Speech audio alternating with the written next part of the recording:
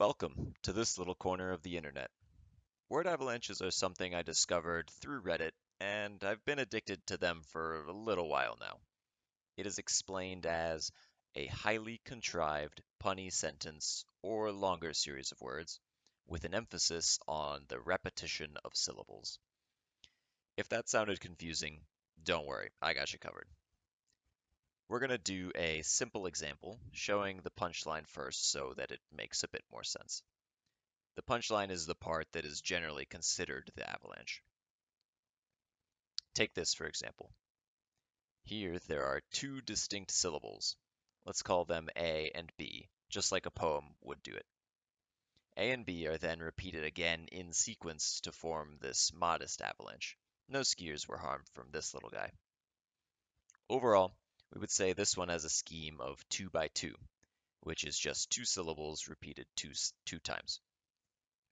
Now, let's work backwards from that to contrive our hint sentence. This should explain the avalanche in other words. They can be incredibly cryptic and strangely worded, so don't worry if it's hard to follow along at first. So we need to come up with a way to describe a carpool without explicitly using those words, because where's the fun in that? Maybe we can rephrase carpool to ride-sharing system and carpool to swimming hole for automobiles, for example. With a little finagling to fix grammar and just make it sound a little nicer, we could reasonably arrive to swimming hole for ride-sharing automobiles.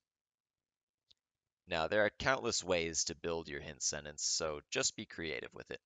It can be fun for others to try to guess your avalanche just from the hint sentence, so you can keep that in mind, but it's not a requirement. I personally find it amusing to make the hint as ridiculous as possible. So our finished product would look something like this. Swimming hole for ride-sharing automobiles, or in other words, carpool. We've only really scratched the surface of what we can do with these so far, but I'd love to show you how much further these funny word devices can be taken.